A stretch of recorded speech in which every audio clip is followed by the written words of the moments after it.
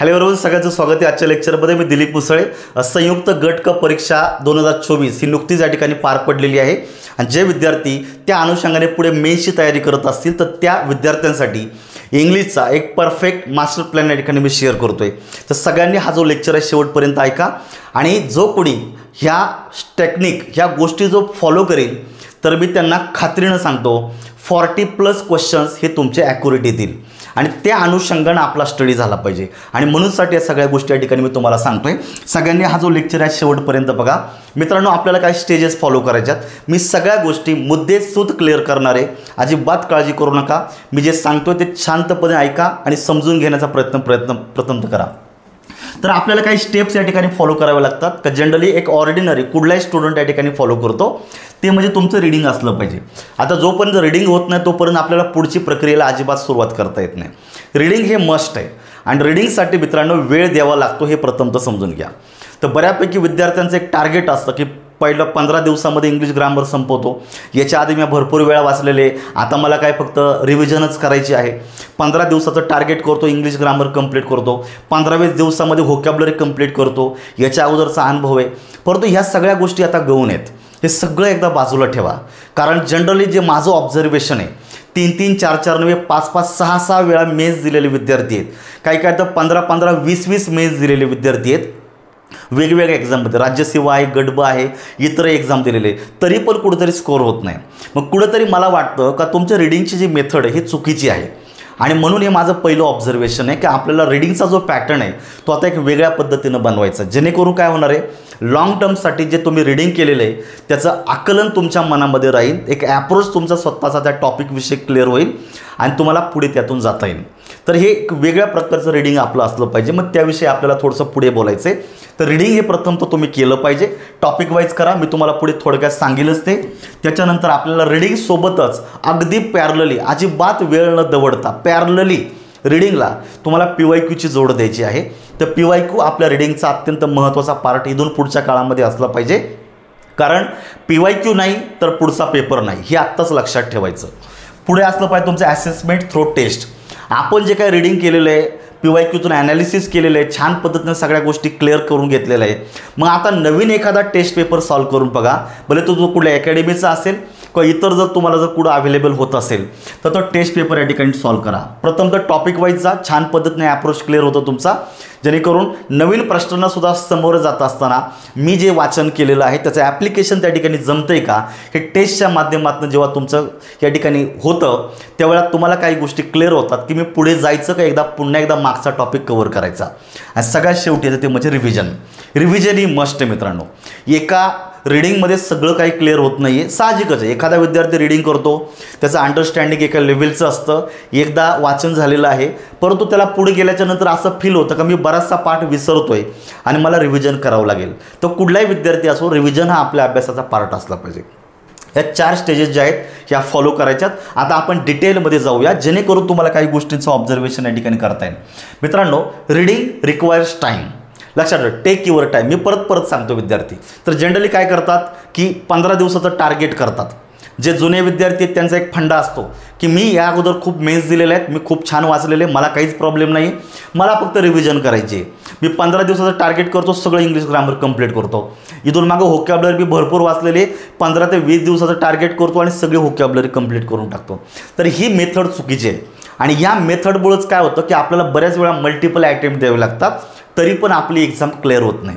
आणि आत्ताची सध्याची जर परिस्थिती जर आपण जर पाहिली, ठीक आहे, सध्याची जर परिस्थिती जर पाहिली तर आपल्याला एका खूप मोठ्या वर्गाला कॉम्पिटिशनला सामोरं जायचं आहे. आणि यासाठी आपल्याला फुल फ्लेज या ठिकाणी तयारी व्हायलाच पाहिजे, लक्षात ठेवायचं. ठीक आहे, त्याशिवाय इथं तुम्हाला आता पुढे जाऊन तरी पर्याय सापडणार नाही आहे. आणि म्हणून सांगतो मित्रांनो, रीडिंग रिक्वायर्स टाईम. रीडिंगला वेळ लागते आहे आणि तुम्हाला ती वेळ द्यावी लागणार आहे. आणि त्याशिवाय तुम्हाला आता कुठलाही गत्यंतर नाही आहे, लक्षात ठेवायचं. मग इतका पण वेळ देऊ नका की तुमची परीक्षा होऊन जाईल. तुम्हाला रिव्हिजनसाठी पण वेळ देता आला पाहिजे. परंतु एक सफिशियंट टायमिंग जो आहे, वेळ जो आहे तो तुम्हाला प्रत्येक टॉपिक गणित द्यावं लागेल, जेणेकरून त्या टॉपिकला छान पद्धतीने न्याय देता येईल आणि छान पद्धतीने तुमचा स्टडी होणार आहे. तर मित्रांनो, टेक युअर टाईम ही सगळ्यात इम्पॉर्टंट गोष्ट आहे. आता आपण स्टेप बाय स्टेप जाऊया. आता आपण इंग्लिश ग्रामर, इंग्लिश व्होकॅब्युलरी आणि इंग्लिश कॉम्प्रिहेन्शन ह्या 3 स्टेजेसला आपण पाहणार आहोत. तर तुमचा जो सिलेबस आहे त्यातला सगळ्यात पहिला जो पार्ट आहे तो म्हणजे इंग्लिश ग्रामर. लक्षात ठेवायचं. तर ग्रामरचा जो स्टडी आहे आपल्याला एका लेवलला करायचा आहे. 2 नंबरला तुमचं येते ते म्हणजे तुमचं व्होकॅब्युलरी. तो व्होकॅब एक इम्पॉर्टंट पार्ट आहे. आणि जो तिसरा जो भाग आहे तो म्हणजे तुमचं पॅराग्राफ कॉम्प्रिहेन्शन. तर पॅराग्राफसुद्धा एक अत्यंत गरजेचं आहे. आता तुम्ही लेक्चर चेक करायचं का जे आपल्याकडे जे टोटल जे काही 50 क्वेश्चन्स आहेत ह्या 50 क्वेश्चनमध्ये आपल्याला 5 प्रश्न हे कंपल्सरी पॅराग्राफमध्ये राहणार आहे. लक्षात ठेवायचं हे 5 प्रश्न कंपल्सरी पॅराग्राफला आहे. आता ग्रामर आणि व्होकॅब्युलरीचा असा अगदी हार्ड अँड फास्ट रूल नाही आहे का एवढे ग्रामरचे यायलाच पाहिजे आणि एवढे व्होकॅब्युलरीचे यायला पाहिजे. पण एक ऑन एन ॲव्हरेज जर आपण पाहिलं तर साधारणतः 24 ते 25 प्रश्न तुमचे इंग्लिशचे जातात आणि साधारणतः 18 ते 20 प्रश्न हे तुमचे व्होकॅब्युलरीचे जातात. एखाद दुसरा प्रश्न इकडे तिकडे कमी जास्त होऊ शकतो. साधारणतः 25, 20 आणि 5 एक आयडियल फॉर्मॅट लक्षात ठेवायचा. याच्यामध्ये ग्रामरमध्ये 1-2 प्रश्न इकडे तिकडे साधारणतः इकडे 23 झाले ते इकडे 22 होऊ शकतात. कधी कधी इकडे 18 पण पडतात इकडे 27 पण पडतात. त्यामुळे ऑन एन ॲव्हरेज आपण हे एक लक्षात ठेवायचं की आपल्याला या थ्रो जायचं आहे. त्यामुळे आपल्याला कुठलाही भाग आपल्याला निग्लेक्ट करता येत नाही आहे. प्रत्येक प्रश्नाला 2 मार्क आहे त्यामुळे इथं 50 मार्क झालेले. या ठिकाणी तुमचं 2 मार्कचा जर विचार केला इथं 40 मार्क आहे आणि या ठिकाणी जर 2 मार्कचा जर विचार केला तर या ठिकाणी तुम्हाला 10 मार्क आहे. तर मित्रांनो कुठलाही पार्ट इग्नोर करता येण्यासारखं नाही आहे. 2023ची जी काय गट कची जे मेरिट लागलेलं आहे तर त्या मेरिटचं जर ऑब्झर्वेशन जर तुम्ही जर केलं तर काही गोष्टी क्लिअरली दिसतात की आता दिवसेंदिवस मेरिट वाढत चाललेलं आहे. ठीक आहे. इवन गट ब ची जी आता प्रेलिम झालेली आहे त्या प्रेलिममध्ये सुद्धा तुम्हाला ऑब्झर्वेशन करता आला पाहिजे का मेरिट वाढत आहे. मेरिट कमी इथून पुढे तर कधी होणार नाही हे तर क्लिअर आहे. बरोबर आहे की नाही. 240 प्लस या ठिकाणी मेरिट या ठिकाणी जर ओपन कॅटेगरीचं जात असेल तर नक्कीच विचार करण्यासारखी गोष्ट आहे. आणि जर एकेका मार्कमध्ये जर तुम्ही GML जर चेक जर केली एकेका मार्कमध्ये इतके विद्यार्थी आहेत ना का तितके बऱ्याच वेळा आपल्या कॅटेगरीच्या जागासुद्धा नसतात. इतकं भयानक वास्तव आहे. आणि त्यामुळे आपल्याला एक चांगला स्कोअर सेक्युअर्ड स्कोअर करायचा आहे. तारेवर राहायचं नाही लक्षात ठेवायचं. म्हणजे बाउंड्रीच्या एखादा इकडे एखादा कमी जास्त असं जर राहत असेल तर तुम्हाला पुढे खूप त्रास होणार आहे लक्षात ठेवा. त्यामुळे टॉपचा स्कोअर करा. ॲटलिस्ट एवढा स्कोअर करा का तुम्ही सेफ मोडमध्ये राहणार आहे का किती जरी कट ऑफ लागला तरी आपला स्कोअर हा मेन्सला बसणार आहे. या अनुषंगाने आपला स्टडीचा प्लॅन असला पाहिजे हे लक्षात ठेवायचं. आणि म्हणूनसाठी मी तुम्हाला काही गोष्टी इंट्रोड्यूस करतो की आपण अभ्यासाला सुरुवात करत असताना आपला हा जो पार्ट आहे पॅराग्राफ कॉम्प्रिहेन्शन हा साधारणतः शेवटच्या महिन्यामध्ये सुरू जरी केला तरी चांगला हरकत आहे. काही प्रॉब्लेम नाही. कारण तोपर्यंत इंग्लिश ग्रामर आणि इंग्लिश व्होकॅब्युलरी ही छान पद्धतीने आपली होणार आहे. आपल्या एक्झामचं जे डेट असणार त्या डेटच्या अगोदरचा 1 महिना टार्गेट करायचं आणि आपल्या पॅराग्राफच्या कॉम्प्रिहेन्शनला सुरू करायचं. मी थोड्या वेळात तुम्हाला सांगतो ना की काय करायचं त्याचं.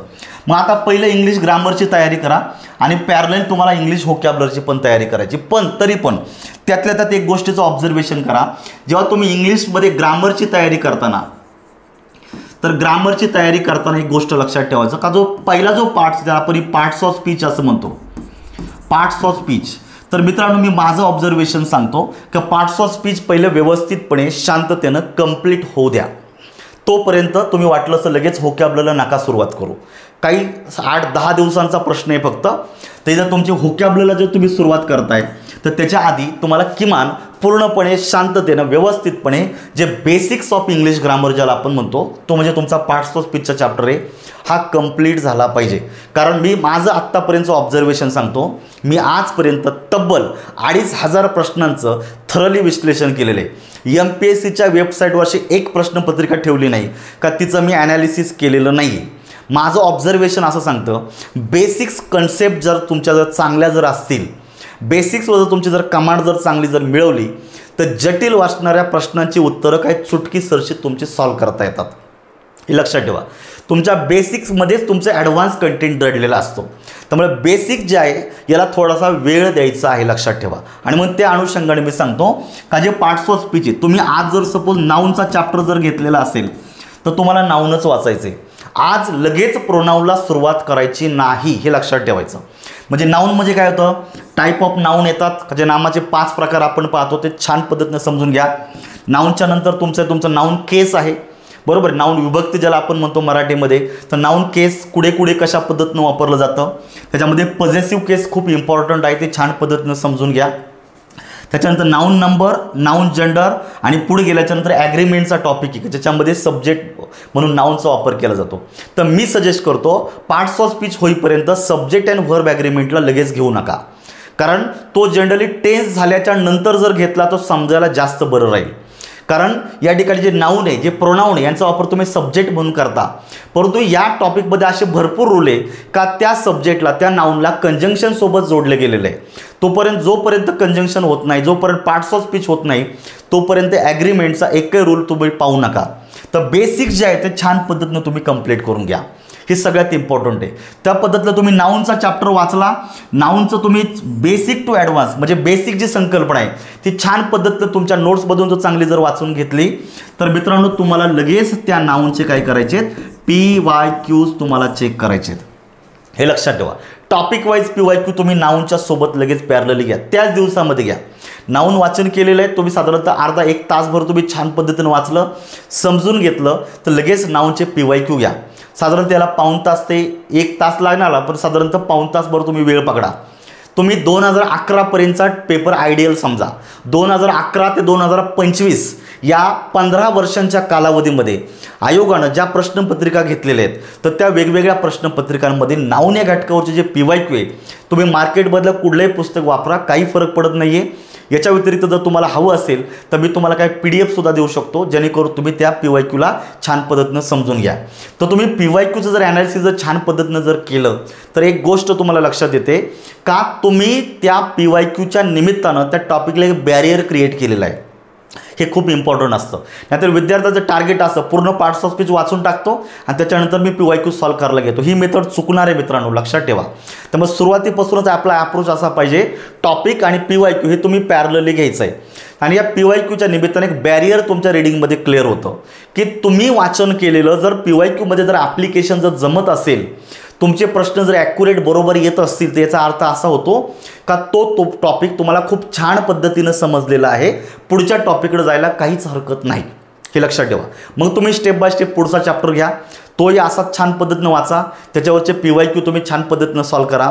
आणि जर तुम्हाला PYQ सॉल्व करण्यामध्ये जर अडचणी येत असतील तर याचा अर्थ मित्रांनो जागच्या जागी क्लिअर होतो का तुमच्या रीडिंगमध्ये काहीतरी प्रॉब्लेम क्रिएट झालेला आहे, तुमच्या रीडिंगमध्ये काहीतरी क्वालिटी आलेली नाही, काही गोष्टी अनक्लिअर राहिलेल्या आहेत. आणि तुम्ही तसंच जर पुढे जर जात असाल तर कदाचित तुम्हाला लॉंग टर्मला ह्या गोष्टीचा काही फायदा होणार नाही. म्हणून तुम्ही टॉपिक आणि PYQ तुम्ही पॅरलली घ्या. ह्या PYQमुळे काय होतं की त्या टॉपिकचा तुम्हाला एक ॲप्रोच क्लिअर होतो.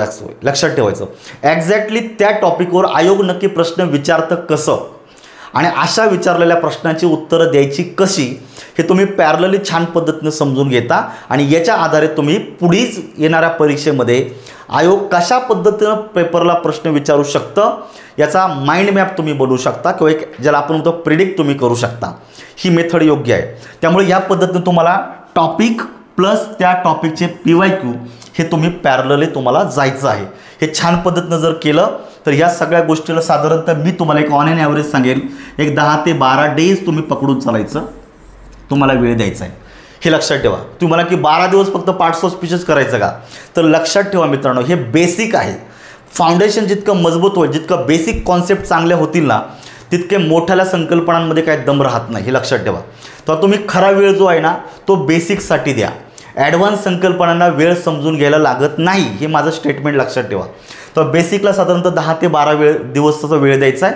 म्हणजे डेली टार्गेटमध्ये करत असाल तुम्हाला जर साधारणतः 1.5 तास 2 तास जर तुम्ही जर इंग्लिशसाठी जर आता वेळ देणार असेल तर या वेळेमध्ये तुम्हाला चांगला वेळ तुम्ही या टॉपिकला द्या, PYQला द्या. आणि जर वेळ वळत असेल तर तुम्ही त्याच्यामधली एक छोटीशी का होईना टॉपिक वाईज तुम्ही टेस्ट सॉल्व करून बघा. आता सध्या मार्केटमध्ये टेस्ट मोठ्या प्रमाणात अवेलेबल व्हायला लागलेले आहेत. माझीसुद्धा एक टेस्ट सिरीज एक स्वतंत्र या ठिकाणी उपलब्ध होणार आहे जे तुम्ही फायदा करू शकता. जेणेकरून होतं 2 तासाच्या रीडिंगमध्ये तुमचा टॉपिक कंप्लीट होणार आहे, त्या टॉपिकवरचे PYQ कंप्लीट होणार आहे, त्या PYQबद्दल तुमचा एक ॲप्रोच क्लिअर होणार आहे की आयोग ह्या टॉपिकवर अशा प्रकारे प्रश्न विचारतं, इथून मागे हे प्रश्न आलेले ते अशी उत्तरं निघतात. ठीक आहे. इथे जर समजत नसेल तर मित्रांनो पुढच्या चॅप्टरकडे टर्न होण्यात काहीच मजा नाही. कारण हेच प्रश्न जर इथेच जर कळले नाही तर पुढे तुम्हाला समजणार नाही. त्यामुळे तुमच्या रीडिंगमध्ये काही त्रुटी होतात ना त्या त्रुटींवर तुम्हाला लक्ष देता येतं. म्हणजे तुम्हाला पुढच्या टॉपिककडे जाताना मागचा कुठल्याही प्रकारचं बर्डन पुढे घेऊन जायचं नाही आहे. हे अप्रोच तुम्हाला इंग्लिश ग्रामरमधल्या पार्ट्स ऑफ स्पीचला द्यायचं, ठीक आहे. तर या पद्धतीनं तुम्हाला काय करायचं आहे, आता बेसिक्स ऑफ इंग्लिश ग्रामरमध्ये टॉपिक, PYQ आणि टेस्ट ह्या थिअरीमधून जायचं आहे. एक ऑन अँड ॲव्हरेज तुम्हाला या ठिकाणी 12 दिवसांचा कालावधी, तुम्हाला मी पुन्हा एकदा सांगतो, 12 दिवसांचा कालावधी याला द्यायचा आहे. कारण याच्यामध्ये प्रिपोजिशनसारखा टॉपिक आहे का तो तुलनेला खूप मोठा आहे. कारण प्रिपोजिशनमध्ये 2 पार्ट पडतात. एक आहे तुमचा बेसिक प्रिपोजिशन आणि दुसरं तुमचं फिक्स प्रिपोजिशन. का जे फिक्स प्रिपोजिशन असतात वाक्यामध्ये विशिष्ट नाऊनच्या नंतर, ॲडजेक्टिव्हच्या नंतर किंवा व्हर्बच्या नंतर वापरावे लागतात आणि त्यांचं जोपर्यंत वाचन करत नाही तोपर्यंत आकलन हे कधीच शक्य होणार नाही. आणि त्यामुळे प्रिपोजिशनसारख्या टॉपिकला थोडासा वेळ द्यायचा आहे, कंजंक्शनसारख्या टॉपिकला थोडासा वेळ द्यायचा आहे, व्हर्बसारख्या टॉपिकला primary auxiliary, modal auxiliary, main verb याला थोडासा वेळ द्यायचा आहे. याच्यातले PYQ सॉल्व करायचे आहे. जेव्हा तुमचं पार्ट्स ऑफ स्पीच कंप्लीट होईल, फक्त पार्ट्स ऑफ स्पीचच्या आधारे तुम्ही कमीत कमी 500 PYQs तुमचे कंप्लीट झालेले असणार आहेत. लक्षात ठेवा, किती? 500. आणि इतका चांगला अनुभव तुम्हाला जेव्हा पार्ट्स ऑफ स्पीचच्या मदतीने येतो तेव्हा मित्रांनो तुमचा तो टॉपिक खूप फुल फ्लेजनी समजलेला असतो. कुठल्याही प्रकारच्या अंडरस्टँडिंगला तुम्हाला या ठिकाणी थारा राहणार नाही. मग जेव्हा तुमचं पार्ट्स ऑफ स्पीच होईल मग त्यावेळेला तुम्हाला पुढे जाऊन पॅरलली 2 गोष्टी चालू करायच्यात. एक म्हणजे तुमचे ऑदर इंग्लिशचा पार्ट आहे. मग आता तुम्ही काय करायचं, एका दिवसाला एकच टॉपिक टार्गेट करायचं. जर टॉपिक जर मोठा असेल मित्रांनो 2 दिवस गेले तरी हरकत नाही आहे, पण मी तरी पण सांगतो एका दिवसाला एका टॉपिकला टार्गेट करा. म्हणजे तुम्ही जर आता या ठिकाणी टेन्सचा जर चॅप्टर घेतला असेल तर मी तुम्हाला बेस्ट सांगतो 6 टेन्स आज आणि 6 टेन्स उद्या करा, काही फरक पडत नाही आहे. उलटं क्लॅरिटी जर आज चांगली आली तर पुढच्या खूप रिव्हिजनचा तुम्हाला ताण वाचणार आहे आजच, हे लक्षात ठेवा. कारण या रीडिंगमध्ये जर आज जर क्लॅरिटी जर चांगली जर आली, अंडरस्टँडिंग चांगलं झालं तर नंतर विसरण्याची शक्यता खूप कमी राहते. आणि जर भरभर रीडिंगच्या नादामध्ये जर तुमचं अंडरस्टँडिंग जर फारसं झालं नाही तर पुढे जाऊन तुम्हाला खूप मोठे धोके तुम्हाला सहन करावे लागणार आहे. अख्खा अटेम्प्ट व्हायला जाऊ शकतो, किंवा नको ते तुमचा स्कोअर कमी होऊ शकतो. ह्या गोष्टींना जर टाळायचं असेल तर आजच थोडा वेळ द्या मित्रांनो, छान पद्धतीनं टॉपिक कंप्लीट करा आणि त्या टॉपिकवरचे PYQ ऑन दी स्पॉट या ठिकाणी सॉल्व करून बघा. मग जितके असतील तितके, काही फरक पडत नाही. कॉन्सेप्ट जोपर्यंत क्लिअर होत नाही, ॲप्रोच जोपर्यंत त्या टॉपिकचा कळत नाही तोपर्यंत त्याच्यातले सगळे PYQ कंप्लीट करायचं आणि त्याच्यानंतर तुम्हाला याची टेस्ट द्यायची टॉपिक वाईज, जेणेकरून नवीन प्रश्नांनासुद्धा तुम्हाला डील करता आलं पाहिजे आपल्या नॉलेजच्या आधारे. हे लक्षात ठेवायचं. म्हणजे तुम्ही इंग्लिश ग्रामरच्या एंडपर्यंत तुम्हाला हा रूल या ठिकाणी फॉलो करायचा आहे. म्हणजे थोडक्यात आज एवढंच सांगतो का एक टॉपिक एक दिवस, एका दिवसाला मध्ये एकच टॉपिक वाचायचा. म्हणजे दिवसभर तर वाचायचं नाही, जो तुम्ही टार्गेट केलेलं आहे तर तेवढा वेळ फक्त त्याला द्यायचा आणि पुढे चालायचं. ह्या पद्धतीनं तुमचं रीडिंग, PYQ थ्रू अंडरस्टँडिंग आणि तुमचं टेस्ट म्हणजे असेसमेंट, ह्या तीनही प्रक्रिया स्टेप बाय स्टेप चालू द्या. छान पद्धतीनं 1.5 महिन्याचा जर स्टडी जर प्लॅन जर केला तर मित्रांनो असा एकही टॉपिक, एकही रोल इंग्लिश ग्रामरचा असा राहत नाही का जो तुम्हाला समजलेला नाही आहे. एकही आयोगाचा असा PYQ राहत नाही आहे का जो तुम्हाला समजलेला नाही आहे. मोठा चॅप्टर असेल तर 2 दिवस द्या, काही फरक पडत नाही आहे. फोकस असा करा का अंडरस्टँडिंग झालं पाहिजे, त्या टॉपिकचा अप्रोच क्लिअर झाला पाहिजे, हे लक्षात ठेवायचं, जेणेकरून तुम्हाला पॉसिबिलिटी काय याचा विचार करता येतो. ठीक आहे, ह्या पद्धतीनं तुम्ही पहिल्यांदा इंग्लिशचं ग्रामरचं बेसिक्स चांगलं करून घ्यायचं आहे. 12 दिवस पूर्ण द्यायचे त्याला आणि त्याच्यानंतरचे साधारणतः पुढचे तुम्ही एक ऑन एन ॲव्हरेज 30 डेज तुम्ही या ठिकाणी काय करायचं, इंग्लिशच्या ग्रामरला द्यायचं आहे. एखाद्या दिवशी एखाद्या टॉपिकला डबल वेळ गेला तरी चालेल, 2 दिवस गेले तरी चालेल. छान पद्धतीनं करा. कारण सटरफटर 10-12 रिव्हिजन करणं, 4-4, 5-5 रिव्हिजन करण्यापेक्षा आपल्या रीडिंगमध्ये क्वालिटी येऊ द्या, हे सगळ्यात इम्पॉर्टंट आहे. कारण तुमचे जे सेकंड रिव्हिजन होणार आहे त्याच्यामध्ये तुम्हाला फारसा अजिबात त्रास होणार नाही, हे तुम्हाला मी खात्रीशीर सांगतो. हे झालं तुमचं इंग्लिश ग्रामरच्या बाबतीत. तुम्हाला ह्या पद्धतीनं जायचं आहे. पण जेव्हा तुमचा पार्ट्स ऑफ स्पीच तुमचा कंप्लीट होईल आणि जेव्हा तुम्ही इंग्लिश ग्रामरला सुरुवात करता त्याच वेळेला तुम्हाला पॅरलली तुम्हाला सुरू करायचं ते म्हणजे व्होकॅब्युलरी. तर लक्षात ठेवायचं, व्होकॅब्युलरी जी आहे ना ही अत्यंत गरजेची आहे. कारण ऑन एन ॲव्हरेज तुम्हाला 20 ते 22 क्वेश्चन्स हे तुमचे व्होकॅब्युलरीवर असणार आहे. त्यामुळे मोस्ट ऑफ द विद्यार्थी काय करतात की इंग्लिश ग्रामरला तुलनेपेक्षा जास्त वेळ देतात. किंबहुना काही क्लासेसमध्ये सुद्धा, आता मी सुद्धा ऑब्झर्वेशन करतो, जेव्हा टीचिंगचा जो फ्लो असतो ना ह्या फ्लोमध्ये तुमचा मोर दॅन 80% जो टायमिंग आहे हा ग्रामरला दिला जातो आणि व्होकॅब्युलरीला तुलना तितकासा वेळ दिला जात नाही. याचं दुसरंही कारण आहे मित्रांनो, सिनोनिम अँटोनिम आहे, वर्ड्स आपण मिसपेल्ट आहे, असे जे टॉपिक आहे, वन वर्ड सबस्टिट्यूशन आहे, ह्यासारखे टॉपिक शिकवायचे तरी किती. व्होकॅब्युलरी वर्गामध्ये डेली स्वरूपामध्ये घ्यायची किती, हा एक मोठा प्रश्नचिन्ह पडतो. त्यामुळे याला फारसं वेळ देता येत नाही आहे आणि वेळ जर द्यायचा प्रयत्न केला तर विद्यार्थी ते तुम्ही एवढं घेऊ शकत नाही आहे. कारण याच्यामध्ये खूप बोरिंग होतं आणि बऱ्याच काही गोष्टी होतात की फुल फ्लेज्ड व्होकॅब्युलरी ही वर्गामध्ये घेता येत नाही आणि याच्यामुळे तुम्हाला वर्गामध्ये कमी वेळ दिला जातो. आणि आपण असाच पॅटर्न राबवतो, आपण सुद्धा रीडिंगमध्ये कमी वेळ देतो, पण इथं रीडिंगला तुम्ही कमी वेळ देऊ नका, हे लक्षात ठेवायचं. उलटं तुमचा व्होकॅब्युलरीचा ॲप्रोच चांगला असला पाहिजे, तुम्हाला वेळ इथं व्होकॅब्युलरीला जास्त द्यायचं आहे, लक्षात ठेवायचं. मग या ठिकाणी तुम्हाला प्रथम तर काय करायचं आहे, तुम्हाला टॉपिक वाईज जायचं आहे. PYQला पहिले टार्गेट करायचं, लक्षात ठेवायचं. जे नवीन विद्यार्थी असू द्या, जुने विद्यार्थी असू द्या, तुम्ही सर्वप्रथम तुम्ही PYQला टार्गेट करा. हे सगळ्यात माझं महत्त्वाचं स्टेटमेंट आहे. फॉर एक्झाम्पल तुम्ही प्रेफिक्स सफिक्सचा टॉपिक घेतलेला आहे, ठीक आहे. प्रेफिक्स सफिक्सचं काय करायचं, हा एक टॉपिक विषय मी तुम्हाला सांगतो. तुम्हाला प्रेफिक्स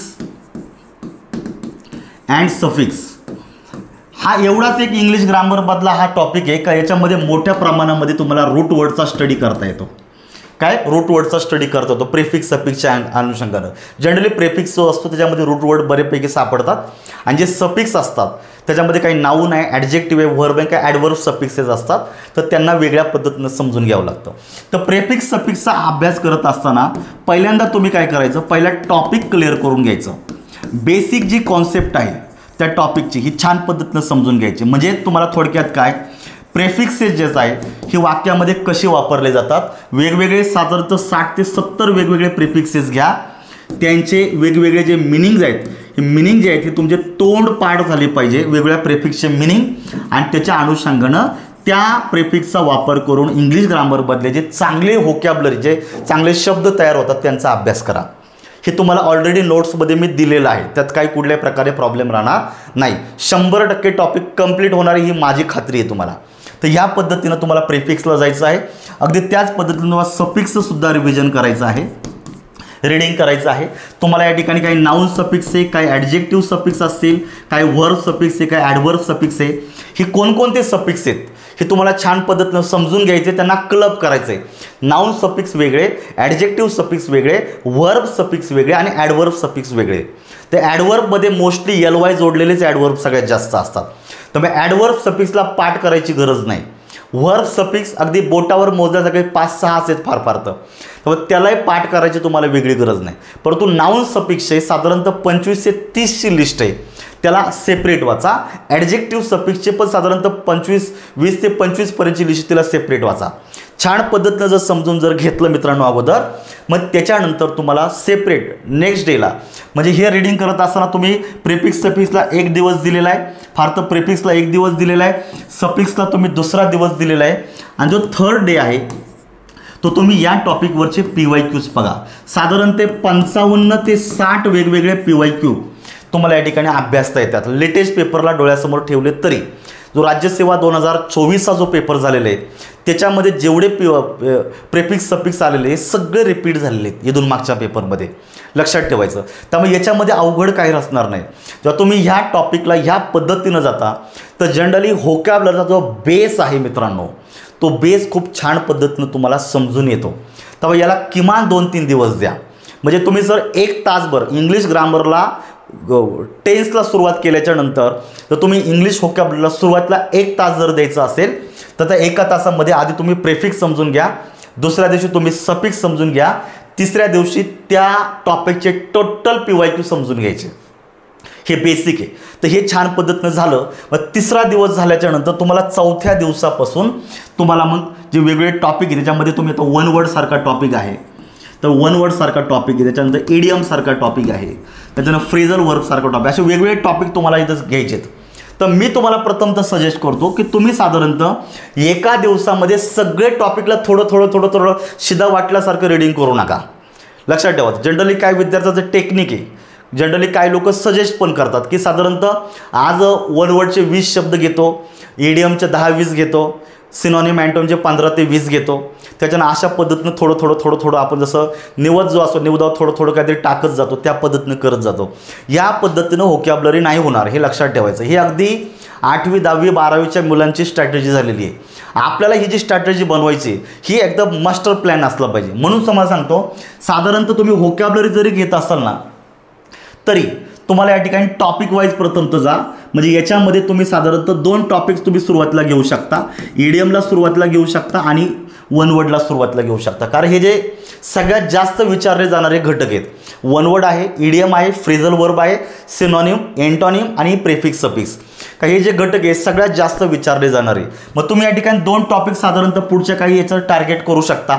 ठीक आहे, 2 टॉपिकला सुरुवात करा म्हणजे तुम्हाला छान पद्धतीने जाता येईल. आपल्याकडे वन वर्ड सारख्या टॉपिकचे साधारणतः 250 पर्यंत PYQ सापडतील. किती? 250 पर्यंत PYQ आपल्याला सापडतील.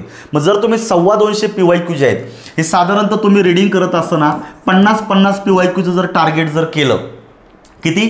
50-50 PYQचं जर टार्गेट जर केलं तर साधारणतः मित्रांनो एक ऑन एन ॲव्हरेज तुम्ही पकडा की तुमचे 5 ते 6 दिवसामध्ये तुमचे वन वर्डचे छान पद्धतीने PYQ तुमचे कंप्लीट होतात. ठीक आहे, तर हे PYQचं रीडिंग ह्या पद्धतीनं जर केलं तर छान पद्धतीनं समजून जाईल. एकदा का तुम्ही PYQ ह्या पद्धतीनं जर घेतलं तर मित्रांनो या वन वर्डच्या टॉपिकमधले एक अराउंड 350 to 400 वर्ड्स तुमचे PYQच्या मदतीनं 100% पाठ होऊन जाणार आहेत. हे लक्षात ठेवायचं.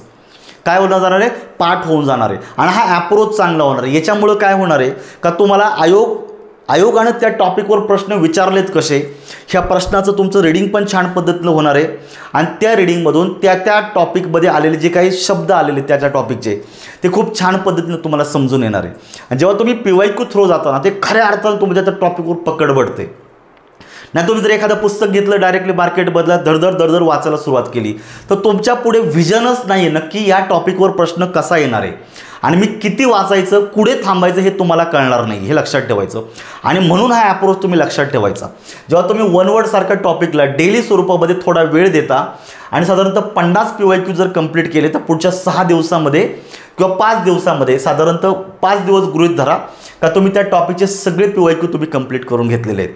तर तुमच्या रीडिंगकडं जर एक लक्षात ठेवायचं याच्यामध्ये तुम्ही CDS सारखे पेपर घेऊ शकता, स्टाफ सिलेक्शन घेऊ शकता किंवा ज्या सरळ सेवा आता ज्या झालेल्या आहेत मार्केटमधले त्याच्यातले नवीन आलेले PYQ सुद्धा याच्यामध्ये ॲड करू शकता.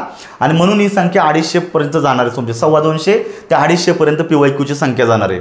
जेव्हा तुम्ही याच्यामधून जाता 400 पर्यंत वन वर्डची तयारी तुमची गॅरंटीड होणार आहे. म्हणजे तुमच्याकडे रीडिंगसाठी फक्त आता ॲडिशनली 400 पर्यंत वन वर्ड राहिलेले आहेत. कितीपर्यंत राहिलेले? 400 पर्यंत. तुम्ही कुठलंही पुस्तक चेक करा त्यातल्या जे 400 वन वर्ड आहेत त्यातलं तुम्हाला एक ऑब्झर्वेशन असं करता येईल, अरे याच्यातले जवळपास 100 ते 150 वन वर्ड मला तसेही माहिती आहे, जे आयोगानं भले विचारले नाही पण ते इतके नॉर्मल आहे का हे मला तसेही माहितीच आहे. म्हणजे तुम्हाला एक्झॅक्टली कोर ज्याला आपण म्हणतो एक्झॅक्टली स्टडी करण्यासाठी वेळ देण्यासाठी जे तुम्हाला त्या टॉपिकमध्ये जे लागणार आहे हे फक्त असणार आहे 250.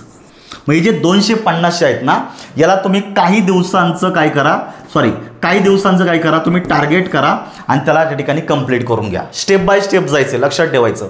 म्हणजे जे नवीन वर्ड आहेत का ज्याच्यावर आज तागायत प्रश्न आलेला नाही आहे परंतु तेव्हा जेव्हा तुम्ही रीडिंग करायला जाता तेव्हा तुम्हाला PYQचा एक ॲप्रोच ऑलरेडी तुम्हाला माहिती असतो जेणेकरून ते वर्ड वाचन करत असताना आपण कशा पद्धतीनं लक्षात ठेवायचं याचं टार्गेट तुम्हाला स्वतःहून तुम्हाला करता येतं. तुम्हाला दुसऱ्याने कोणी सांगण्याची तुम्हाला फारशी गरज पडणार नाही. हे लक्षात ठेवायचं. मग तुम्ही डेली स्वरूपात वन वर्डला थोडा वेळ दिला तर वाटलं तुम्ही ईडीएमला पण थोडा वेळ देत चला. ईडीएम तुलनेनं वर्डपेक्षा समजायला अवघड असतात. लक्षात ठेवा काय ईडीएम समजायला अवघड असतात. त्यामुळे या ठिकाणी तुम्ही फार तर 30 ईडीएमवरचे जे PYQs आहेत ना हे डेली स्वरूपाचे घ्यायचे. मग या 30 प्रश्नांमध्ये बऱ्याच वेळा 4 पर्याय दिले जातात. 4 पर्यायांमध्ये पण वेगवेगळे ईडीएम असतात किंवा कधी एका ईडीएमचे मिनिंग विचारले जातात. एखाद्या मिनिंगसाठी एखादी ईडीएम विचारली जाते. तर साधारणतः तुम्ही 30 PYQ जर घेतले ह्या 30 PYQमध्ये ऑन एन ॲव्हरेज तुमचे 50 ते 55 पर्यंत मी 50चा आकडा करतो. 50 ते 55 साधारण मी 50च पकडा. तुम्ही त्या 30 प्रश्नामधून 50 ईडीएमची तुमची तयारी होणार आहे. आणि ईडीएममध्ये सुद्धा तुमचे सगळ्या जर परीक्षा जर केले तर ऑन एन ॲव्हरेज तुमच्याकडं साधारणतः 250 पर्यंत PYQ तुम्हाला सापडतील. ठीक आहे. जेव्हा तुम्ही याच्यामधून पाहता पुढे जसं आपण जुन्या प्रश्नपत्रिकेकडे पाहू तेव्हा तुम्हाला एक गोष्ट जाणव की खूप मोठ्या प्रमाणामध्ये रिपिटेशन झालेलं आहे. त्यामुळे तुम्ही जसं जुन्या प्रश्नपत्रिकेकडे जाल ना त्यावेळेला तुम्हाला रिपीट झाल्यामुळं संकल्पना वारंवार त्या ईडीएम ते वन वर्ड सारखे डोक्यात पडून ते पाठच होऊन जातात. तुम्हाला वेगळं पाठांतर करायची गरज नाही. जेव्हा तुम्ही या सगळ्या PYQमधून जाता तेव्हा परत एकदा याच्याप्रमाणे ठरल्याप्रमाणे तुमचे साधारणतः नाही बोललं तरी 350 ते 400 ईडीएमची तुमची याच्या थ्रू तुमची तयारी होऊन जाणार आहे. का ह्या ईडीएम हे वन वर्ड इतके टॉपचे आहेत, इतके महत्त्वाचे आहेत का आयोगाने इथून मागं त्याला प्रिफर केलेलं आहे आणि इथून पुढे पण प्रिफर होऊ शकतं. कारण आयोगाचं मोठ्या प्रमाणामध्ये कॉपी पेस्ट करण्याचं प्रमाण आहे, मोठ्या प्रमाणामध्ये वन वर्ड, मोठ्या प्रमाणामध्ये ईडीएम का ज्या इथून मागे आलेले आहेत त्या पुढे ना पुढे आपल्याला वेगवेगळ्या पेपर्समध्ये सापडतात. याच्यावरून आपल्याला कळतं की ॲटलिस्ट माझं 50% ईडीएमचं काम झालेलं आहे PYQ थ्रो आणि छान पद्धतीने अप्रोच कळलेला आहे. आयोग नक्की प्रश्न विचारतं कसं, त्या ईडीएमचे मिनिंग काय, सगळं छान पद्धतीनं कळलेलं आहे. फक्त याला परत एकदा सांगतो, वेळ लागणार आहे. जेव्हा तुम्ही ह्या PYQ मधून जाता तर तुम्ही साधारणतः 7 दिवस जर याच्यामध्ये जर स्पेंड जर केले तर जनरली काय होणार, या 7 दिवसांमध्ये तुम्हाला खूप छान पद्धतीनं तुमचे सगळे 350 ते 400 शब्द जे ईडीएम जे दिलेले आहेत यांचं तुमचं अंडरस्टँडिंग छान होणार आहे.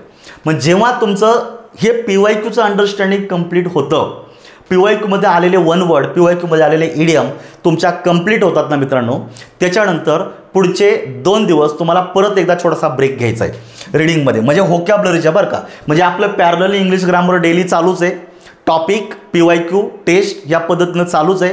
पण जेव्हा तुम्ही व्होकॅब्युलरीला स्टार्ट करताय त्यावेळेला जेव्हा तुम्ही वन वर्डचे साधारणतः तुमचे 350-400 वर्ड PYQ थ्रो जेव्हा तुमचे कंप्लीट होतात तेव्हा पुढचा चॅप्टरकडे जाण्याच्या अगोदर किंवा पुढचा कंटेंटकडे जाण्याच्या अगोदर तुम्ही जे 400 वन वर्ड दिलेले आहेत याची रिव्हिजन करून टाकायचे मित्रांनो.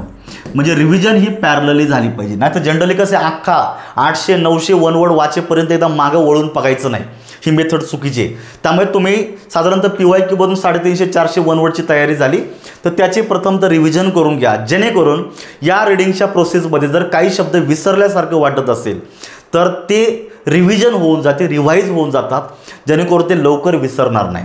ह्या पद्धतीने तुम्ही ईडीएमला सुद्धा तुम्ही स्टार्ट करू शकता.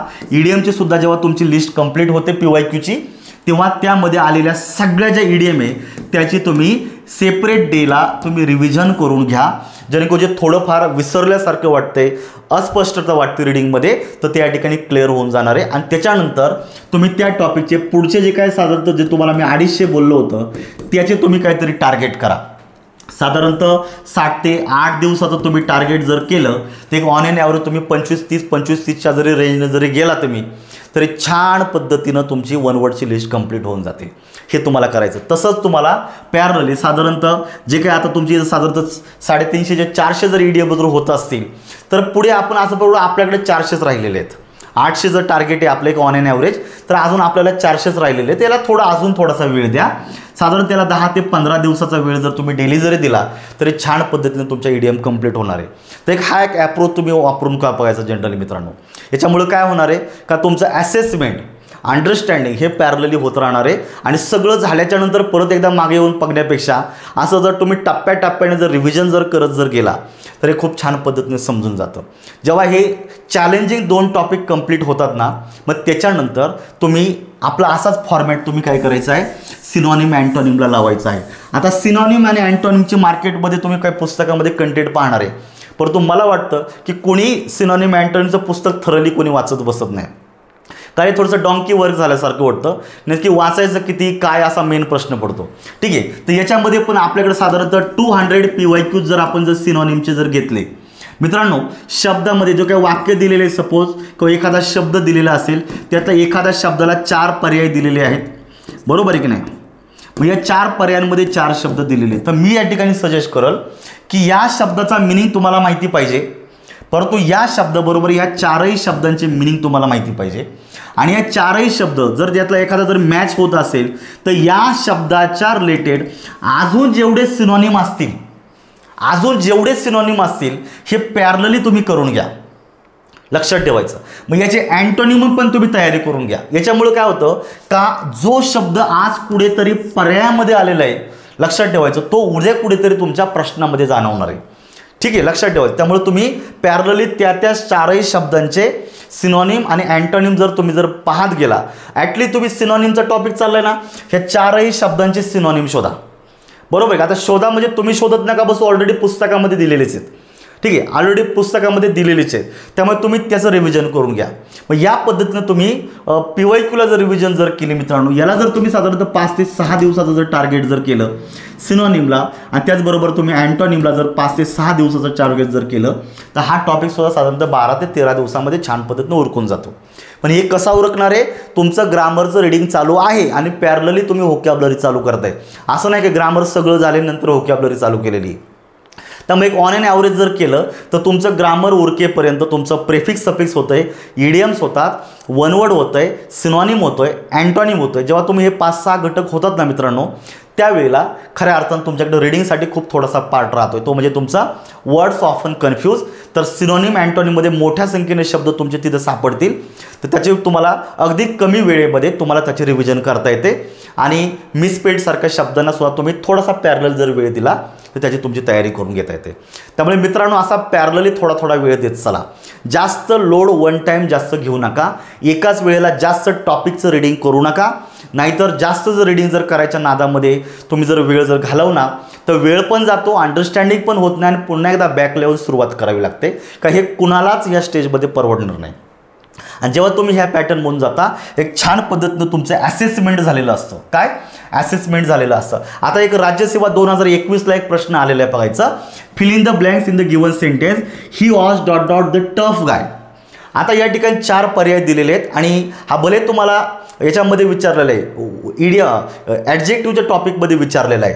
हे पहा दिलं आहे, क्वायटंट, क्वांटेलियन, क्वांटाईल आणि क्वांटेसिन्शियल असे 4 शब्द दिले होते. आणि जर तुम्ही मित्रांनो PYQमध्ये जे शब्द आहेत त्यांचे जर मिनिंग जर समजून जर घेतले तर बेनिफिट कसा होतो बघा. आता राज्यसेवा मुख्य परीक्षा म्हणजे MPSC 2024ची जी आता एक्झाम झालेली आहे, शेवटची जी काही डिस्क्रिप्टिव्ह ऑब्जेक्टिव्ह पॅटर्नची एक्झाम झालेली आहे, तिच्यामध्ये याच्यावर आधारित एक प्रश्न विचारला होता. या ठिकाणी क्वांटेसिन्शियल नावाचा शब्द दिलेला आहे. याचा अर्थ होतो being the perfect example of this something. म्हणजे जर तुम्ही जर जुन्या प्रश्नपत्रिकांमधली व्होकॅब्युलरी जर चांगली जर केलेली असेल तर बघा असा एक प्रश्न आलेला आहे. याच्यामध्ये लिगर्चियर हा शब्द कदाचित तुम्हाला माहिती नसेल, इम्पास कदाचित हा पण माहीत नसेल, क्विप हा शब्द पण माहीत नसेल. म्हणजे हा प्रश्न ऑलमोस्ट हातातून गेल्यासारखा वाटतो. या ठिकाणी काय होतं, अशा जुन्या रिडिंगमुळे काय होतं, याच्यामध्ये तोच शब्द रिपीट झालेला आहे आणि तो मिनिंग बरोबर या ठिकाणी मॅच होतो आहे. Perfect example of a type of person or thing. आणि बघायचं तुम्ही 3 साठी जर डी जर चेक केला तो केवळ एका ठिकाणी दिसतोय. म्हणजे याच्यावर तुमचं क्लिअर डोळे झाकून उत्तर देऊन टाका, तुमचं उत्तर चुकत नाही. जनरली याच्यामुळं काय होणार आहे की तुमची व्होकॅब्युलरी खूप छान पद्धतीनं बिल्टअप होणार आहे आणि कुठे ना कुठं कशा ना कशा पद्धतीनं तुमचे लिंक लागत जातात आणि असे अप्रोच पॉईंट ऑफ व्ह्यू तुमचे उत्तरं बरोबर येतात. त्यामुळे थरलीच सगळं वाचत नका बसू मित्रांनो. 100% वाचन कुणाचंच होणार नाही. हे का होत नाही तर लक्षात ठेवायचं, भारतामध्ये जी सगळ्यात टफेस्ट एक्झाम आहे IASची 2024मध्ये आता जो रिझल्ट लागलेला आहे, भारतामध्ये जी काही 1 नंबरची मुलगी आलेली आहे शक्ती दुबे म्हणून, ती सुद्धा काहीतरी 51 का 52% मार्क घेऊन या ठिकाणी IAS झालेली, ज्या भारतामध्ये टॉपला आलेली ती. त्यामुळे तिला सुद्धा 100%ची गरज पडली नाही. तो आपलं 100% रीडिंग व्हावं अशी अपेक्षा नाही, परंतु जे रीडिंग आपलं झालेलं आहे त्या रीडिंगमध्ये जर क्वालिटी जर आली, असेसमेंट जर वेळोवेळी जर होत गेलं आणि जर तुम्ही जर अशा पद्धतीने जर PYQ अनालिसिस जर छान पद्धतीनं घेत गेला, टेस्ट जर देत गेला, तर मित्रांनो तुमच्या येत्या काळामध्ये तुम्हाला प्रत्येक लेवलला तुम्ही प्रिपेअर्ड झालेला असता. आणि याचा बेनिफिट काय होणार आहे का, तुम्ही जेव्हा तुमची ॲक्च्युली जेव्हा एक्झाम येते, ह्या ॲक्च्युली एक्झाममध्ये तुम्हाला याचा बेनिफिट होतो. कमीत कमी वेळेमध्ये ॲक्युरेसी वाढते आणि सगळ्या गोष्टी क्लिअर होत जातात. ठीक आहे. बेनेवलेंट सारखा राज्यसेवेला आलेला प्रश्न आहे, काही बऱ्याच वेळा रिपीट झालेले. जर तुम्ही PYQ जर पाहिलं मित्रांनो, या प्रश्नांची उत्तर देताना काही सेकंदाचा वेळ लागतोय, फक्त काही सेकंदाचा वेळ लागतोय. फक्त प्रश्न वाचायचं एवढंच वेळ लागणार, डायरेक्टली गोल द्यायला घेताय तुम्ही, इतका कमी वेळामध्ये होतो. आणि जेव्हा तुम्ही PYQच्या व्यतिरिक्त मेन कंटेंट तुम्ही वाचायला सुरुवात करता, त्यावेळेला मित्रांनो असा एखादा नवीन शब्द जरी तुमच्या नवीन येणाऱ्या पेपरमध्ये जरी पडला, तरी मी खात्रीशीर सांगतो मित्रांनो, आपली रीडिंगची मेथड इतकी शास्त्रशुद्ध आहे, इतकी पद्धतशीरपणे तुम्हाला पुढे घेऊन जाणार आहे का तुम्हाला 100% जे शब्द तुम्हाला नवीन वाटतात ते या रीडिंगच्या नंतर नवीन वाटणार नाही. 100% तुमच्या नजरेखालून गेलेले असतात आणि तुमचे बऱ्यापैकी लक्षात असतात. काही सेकंदात तुम्ही या प्रश्नांची, अशा अवघड वाटणाऱ्या प्रश्नांची उत्तर देऊ शकता. हे जनरली एक स्ट्रॅटेजी अप्लाय करावं लागते, तेव्हाच पुढं तरी जाऊन हे करावं लागतं. आणि त्याला एक पॅरलल आहे मित्रांनो, तुम्हाला मी सांगतो की काही फ्रेझल वर्ब हा टॉपिक आहे. तर फ्रेझल वर्ब हा जो टॉपिक आहे, ह्या टॉपिकच्या बाबतीत माझा ॲप्रोच वेगळा आहे का जो इतर विषयांसारखा नाही आहे, लक्षात ठेवायचं. तर मी सांगेल का फ्रेझल वर्ब हा जो टॉपिक आहे याला स्वतंत्र वेळ तुम्हाला द्यायचा नाही, हे प्रथम तर लक्षात ठेवा. इंग्लिशची तयारी करत असताना फ्रेझल वर्ब या टॉपिकला स्वतंत्र वेळ द्यायचा नाही. म्हणजे तुमचं डेली जे शेड्यूल आहे ना, ह्या डेली शेड्यूलमध्ये तुम्हाला फ्रेझल वर्बची जेव्हा तुम्ही तयारी करताना तेव्हा एक गोष्ट तुम्ही लक्षात ठेवायची, एक ऑन ॲन ॲव्हरेज लक्षात ठेवा. काय ऑन ॲन ॲव्हरेज आपल्याला साधारणतः 30 ते 35 क्रियापदांची तयारी करायची. फक्त किती? 30 ते 35 क्रियापदांची तयारी करायची. फॉर एक्झाम्पल आपल्याकडे एक क्रियापद आहे तुमचं लुक घ्या. लुकपासून लुक आफ्टर तयार झालेला आहे, लुक इनटू तयार झालेला आहे, लुक ॲट तयार झालेला आहे, लुक डाऊन अपॉन तयार झालेला आहे. बरोबर, अशा वेगवेगळ्या प्रकारच्या फ्रेझल वर्ब तयार होतात. तर आपल्याला काय करायचं, दररोज फक्त एकच क्रियापद घ्यायचं. किती? एकच क्रियापद घ्यायचं. जसं हे एक क्रियापद आहे आणि या एका क्रियापदापासून तयार झालेल्या जेवढ्या काही फ्रेझल वर्ब असतील तेवढ्या फक्त एका दिवसाला स्वतंत्र वाचायच्यात. म्हणजे तुम्ही फार अर्ली मॉर्निंग लायब्ररीत बसला तर अर्ली मॉर्निंग घ्या आणि नंतर GSला सुरुवात करा, किंवा जर तुम्ही इव्हिनिंगच्या नंतर जर परत कंटिन्यू करत असाल तर नंतर घ्या. परंतु जो आपण इंग्लिशला जो मेन टायमिंग देणार आहे, ह्या मेन टायमामध्ये तुम्हाला हा टॉपिक नाही करायचा, याला सेपरेट वेळ द्यायचा आहे. मिनिमम आणि मॅक्सिमम तुम्हाला फक्त 10 मिनिट द्यायचं आहे. किती मिनिट द्यायचे तुम्हाला? फक्त 10 मिनिटं द्यायचं आहे. मी तर म्हणत 10ची पण गरज नाही, या ठिकाणी तुम्हाला 5 ते 7 मिनिटाचा वेळ तुम्हाला लागणार आहे. फक्त किती? 5 ते 7 मिनिटाचा वेळ लागणार आहे.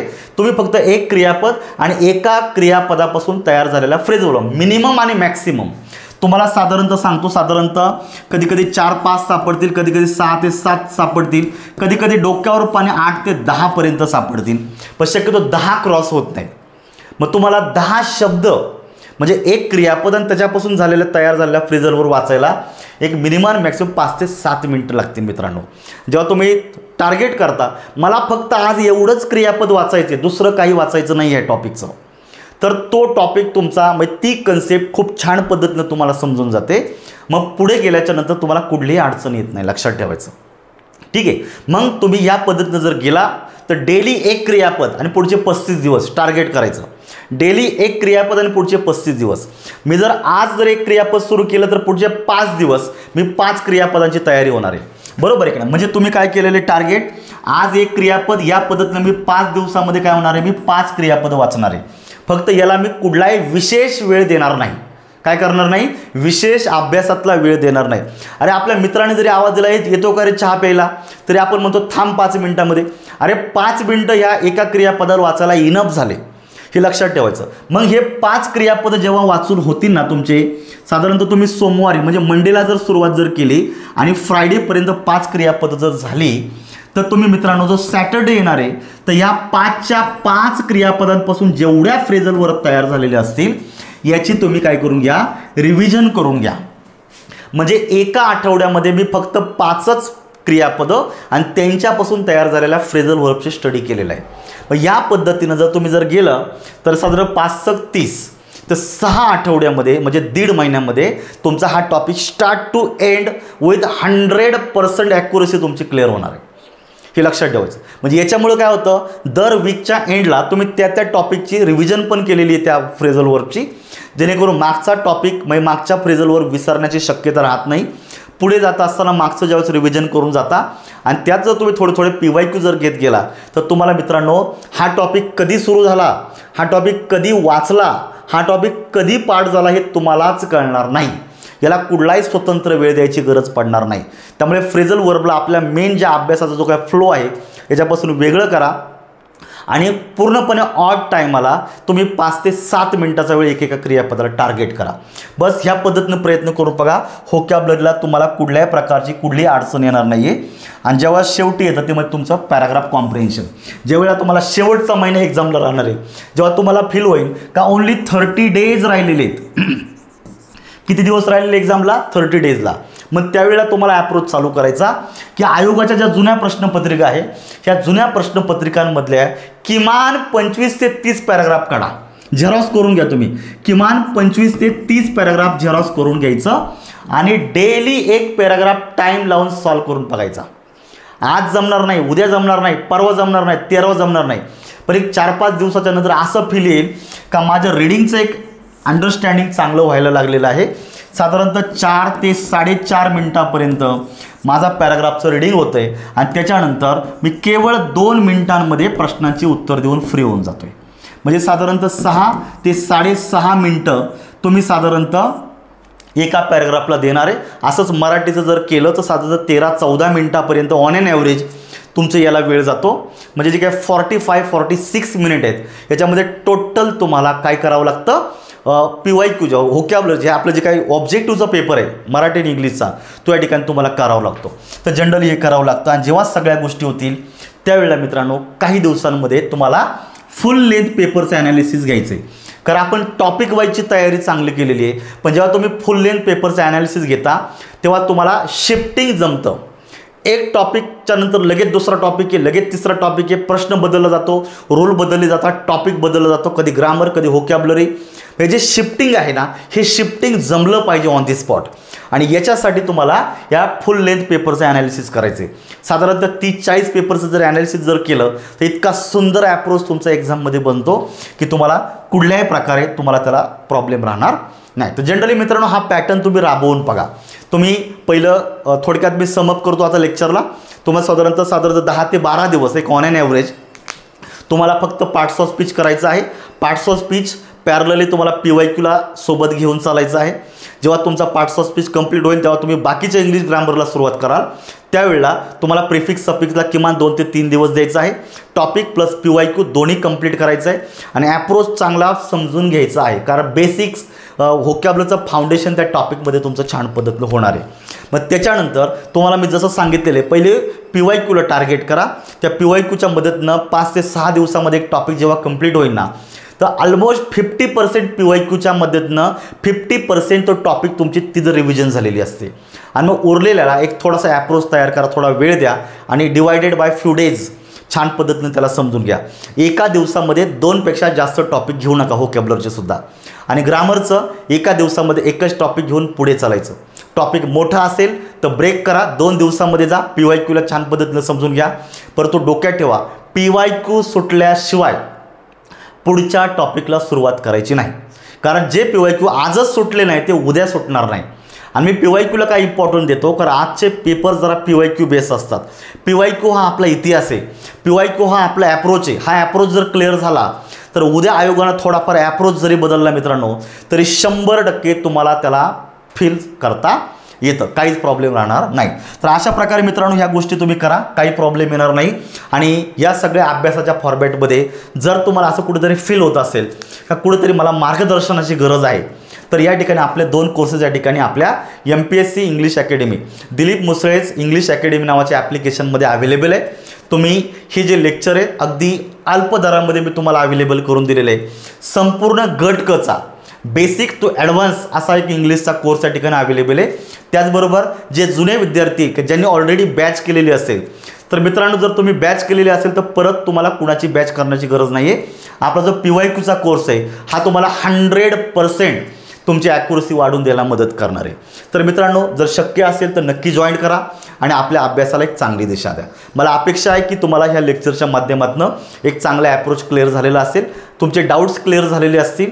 एक चांगल्या पद्धतीनं अभ्यासाचं नियोजन करा मित्रांनो आणि जो तुम्ही प्लॅन केलेला आहे तो 100% इम्प्लिमेंट करा. यश तुम्हाला मिळेल. थँक्यू.